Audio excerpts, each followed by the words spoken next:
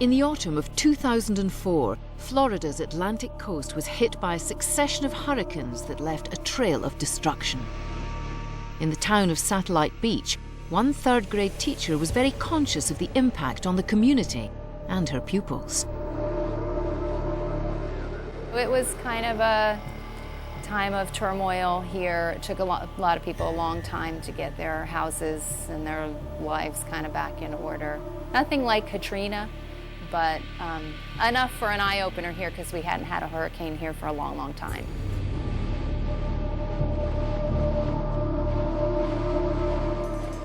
A lot of our families did lose the roof of their home, or the home was so water damaged that, you really couldn't live there. They had to go live with another relative, maybe live in a trailer that was provided for them. So there is some anxiety. We don't come to school, we have to make up school days. I think the kids start feeling the anxiety that their parents have.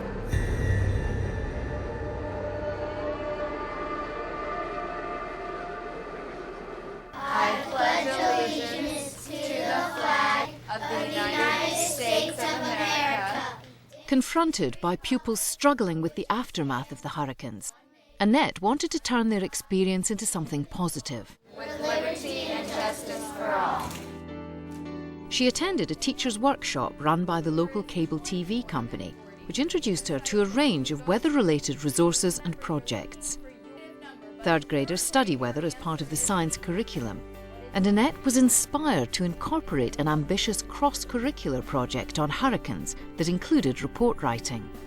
Most of them interviewed a parent, some of them interviewed neighbors, but it just brought back and gave them some things to think about. And a lot of the things they learned was, yes, people didn't like evacuating, leaving their homes, but they got to visit family. And so for every bad thing that happened, it seemed like it was counteracted with something that was okay.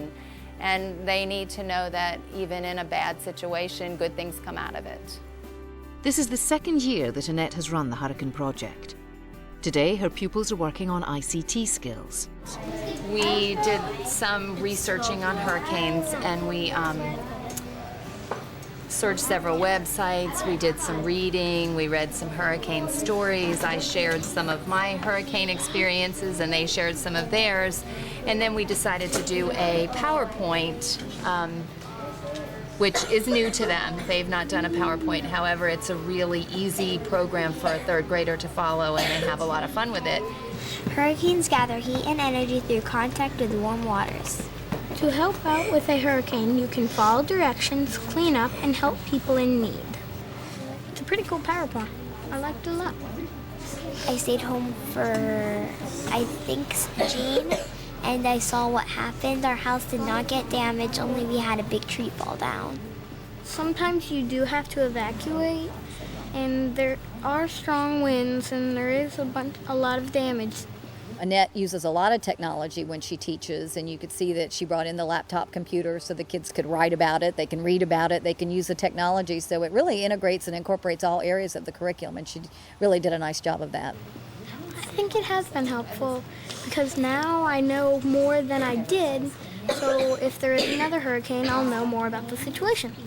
What is it that you can do at home to be prepared for hurricane season? What's the one thing? Yes, sir. You can stay out of your parents' way. You can stay out of your parents' way? And if you have, the wood to, cover your plywood windows, right. And if you have it in your backyard and you don't have shutters, you could use those. Annette has invited TV meteorologist Dave Cocciarella to speak to the class. Learning how to prepare for a hurricane is another part of reassuring the children and teaching them to be responsible citizens in future. So in your hurricane survival kit, you gotta have all your water, 20 gallons for 5 people for 4 days, excellent. You need to have canned food, you need to have a can opener, you need to have a radio that operates in a battery, and a first aid kit. They need to be thinking that it's important that you do prepare. And so you'll have a little extra canned food in your cupboard, and you'll have some extra batteries to last you.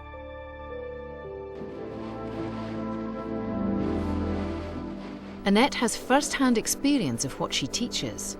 In 1992, she and her husband and young sons had just moved into a new home when Hurricane Andrew struck. They were evacuated, but returned to a ruin. We were all safe because coming back to our house, it's very possible that we would not have been safe had we stayed, and I had 2 young children. For my kids, it was an adventure to them. There were a few hard times. They were in a hotel for 3 months. They didn't have their toys, they didn't have their beds.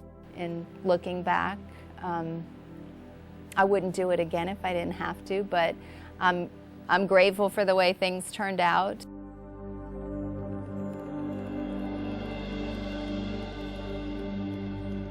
The highlight of the Hurricane Unit is a practical project requiring the children to use their design skills. We are going to build, as a group, a little house.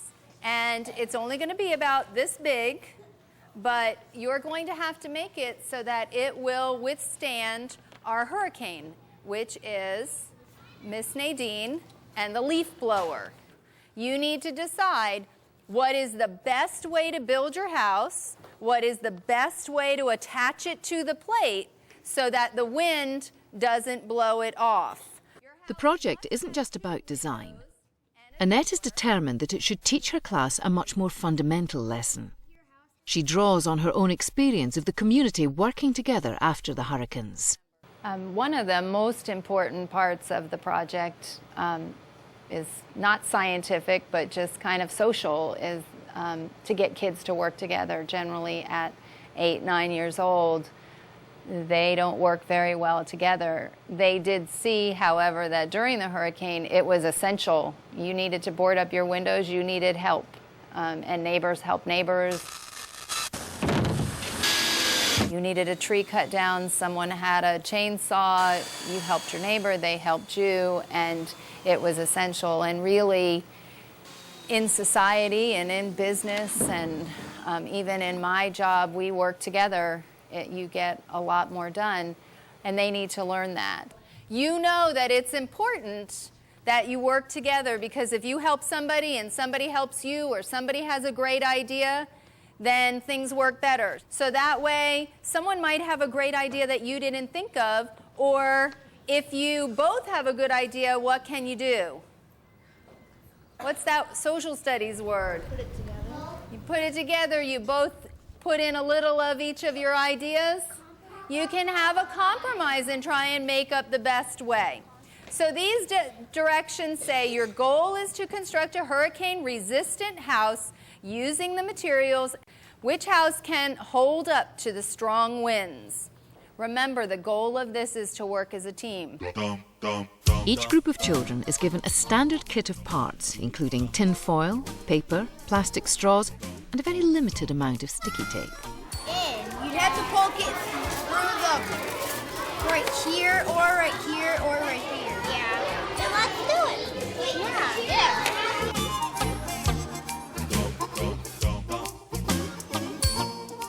You think glue's gonna hold a hurricane? Yeah.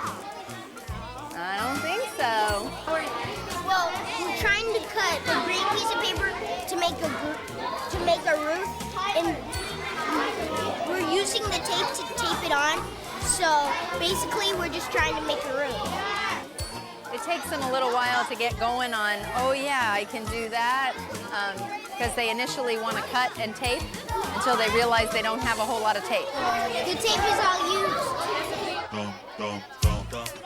We're gonna put this. These are gonna hold it up. The roof is gonna be this with a little cover of this up, kind of, and the walls are gonna be with this, the foil on. The roof is this will be supporting it. The roof is gonna be with paper. The roof is gonna be with paper, and this will be supporting this around it. These little tabs that are straws will be supporting the roof. It will hold up half house and half the roof.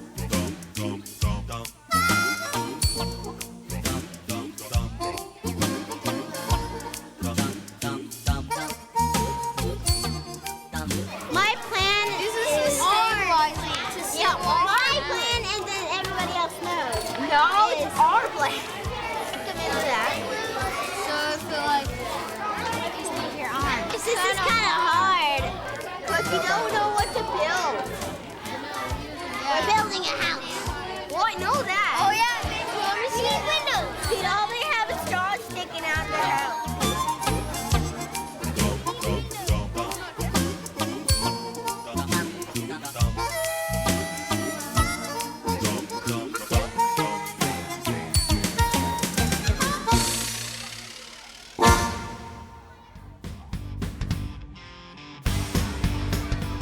30 minutes of feverish activity, it's time to test the strength of the houses.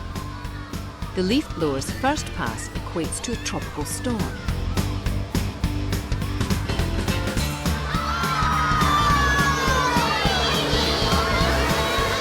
The violence of the hurricane increases with each pass.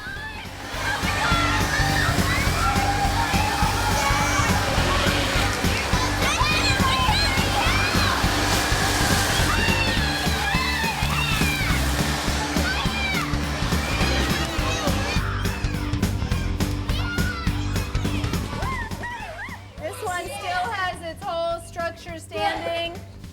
No, we'll say maybe this one needs a little work, but it's still standing. I just lost this roof. This one is not standing. This one's gone. Yeah, there you go.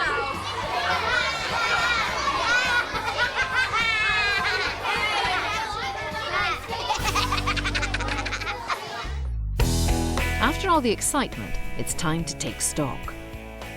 How many of you felt like your group worked well together? Well, we did pretty good because it was Mariah's idea to put the bag over, and Preston, he decided that too, so we kind of worked together to put it over. So this was a simple kind of an activity, but this is where you guys should be headed. One day you'll grow up and you could be a teacher, you could be a business person, you could be in a film crew. Do you think it'll be important to work together? Yeah. Okay, working as a team, you get a whole lot more done. It's been a good session for the 3rd grade. And the first time Annette did it, she received national recognition at a Leaders in Learning awards ceremony in Washington, D.C. But while the award was welcome, it's the impact on her pupils that's most important to Annette. The kids enjoyed it and they got something from it. Anything out of the ordinary seems to stick with them. Like they'll remember this, where they might not remember the science book. Annette's a model teacher. I think that's what teaching should be all about, okay? It needs to, when kids are learning, it needs to have meaning, it needs to be relevant, it needs to make sense to them. You need to use a lot of different resources, and if you look at the project that Annette did, you know, she used a lot of technology. The kids were writing about it, they were researching about it, they were learning about it. She brought in a guest speaker. Then they all got to get together and work in groups, which is very important. It was a hands-on lesson, and then actually see the effects of testing that hurricane that they did with the leaf blower, you know, what she simulated for them or let them actually simulate. You know, they went through the whole process themselves. That's something they'll remember forever. You know, that's what good teaching is about.